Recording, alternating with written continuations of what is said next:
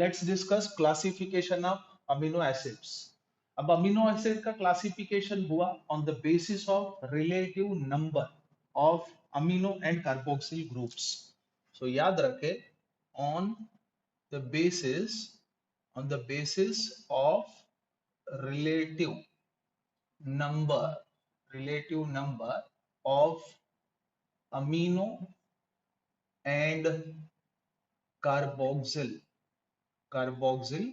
groups, they are classified as। अब इसमें सबसे पहला क्लास हम बता सकते हैं acidic amino acids. So very first type is acidic amino acids. अभी आपको नाम से यहाँ पे पता चल गया होगा, ये ऐसे अमीनो एसिड्स है जिसमें कार्बोक्सिल ग्रुप की संख्या अमीनो ग्रुप के मुकाबले ज्यादा होती है। सो हम लोग बोल सकते कि दीज कंटेन मोर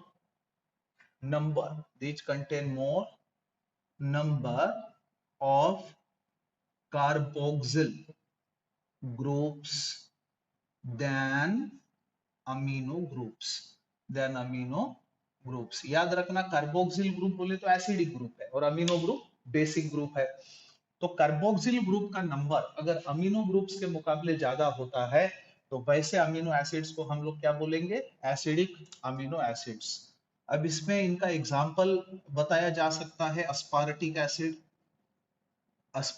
एसिड, उसके बाद glutamic acid etc. So these are the finest examples of this variety, यानी इनको हम एसिडिक अमीनो एसिड्स कह सकते हैं। अब इसके बाद second variety is neutral amino acids. अब न्यूट्रल अमीनो एसिड का क्या मतलब होता है, ये भी आपको नाम से पता चल गया होगा।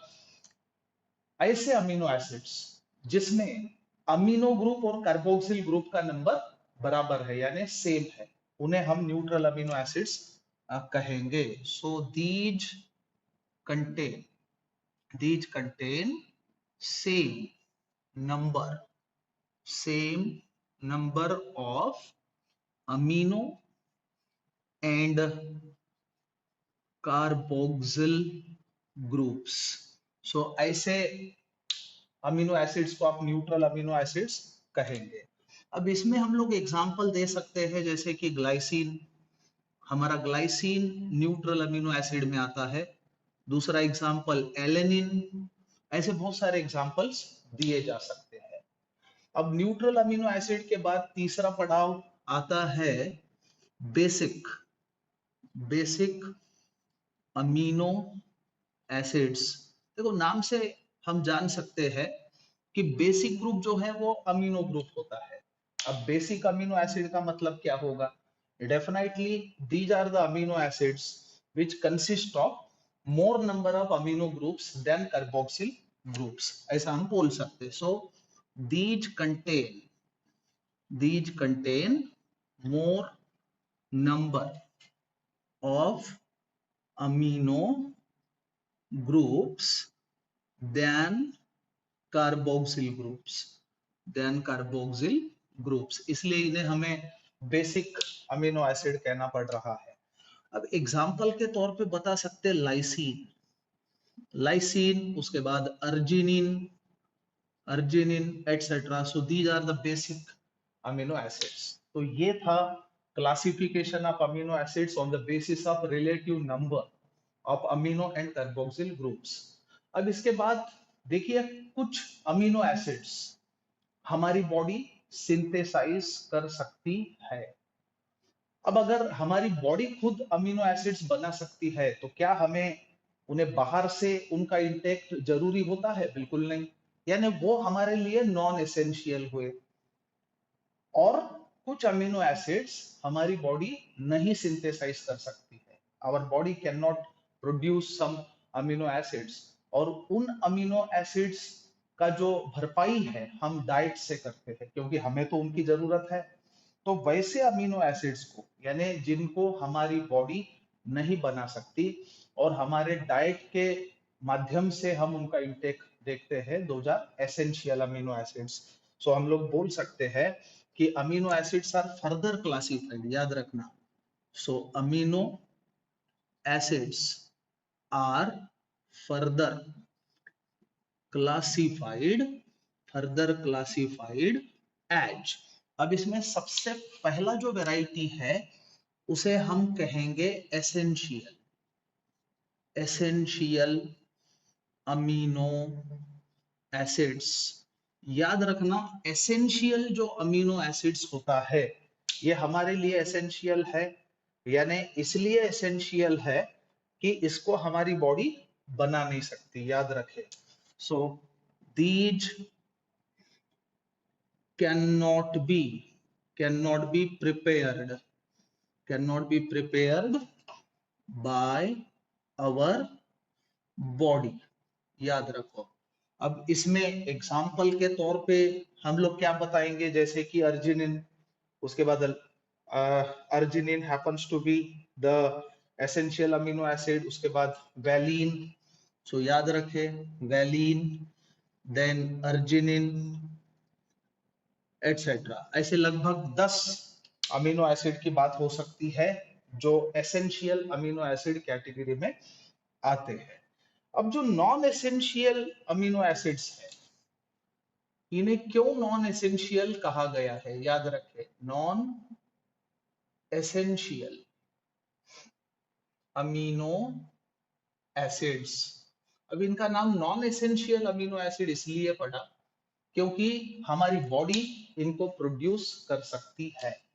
सो याद रखें, these are prepared, these are prepared by our body, हमारी बॉडी इनको प्रोड्यूस कर सकती है।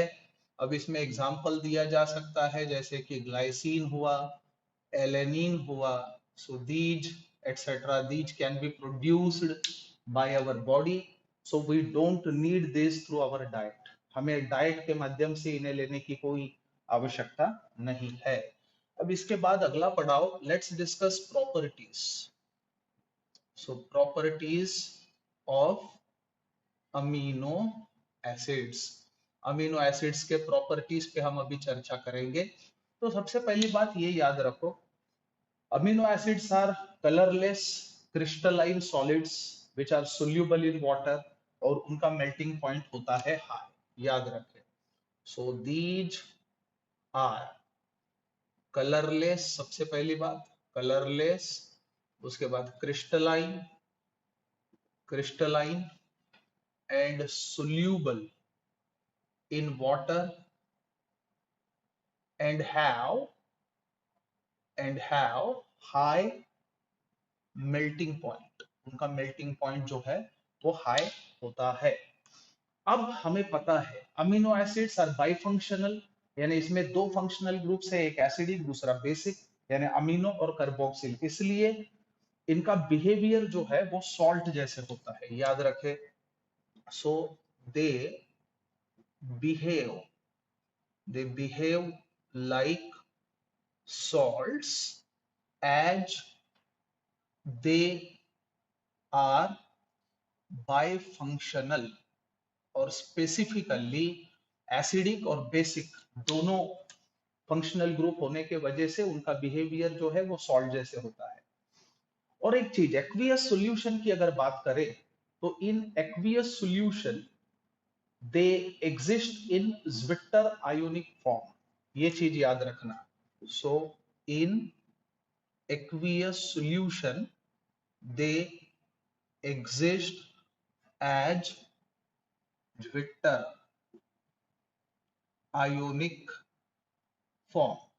अब ये ज्विटर आयन क्या चीज है, ज्विटर आयन बोले तो ऐसा आयन जिसमें दोनों चार्जेस होंगे, पॉजिटिव और निगेटिव।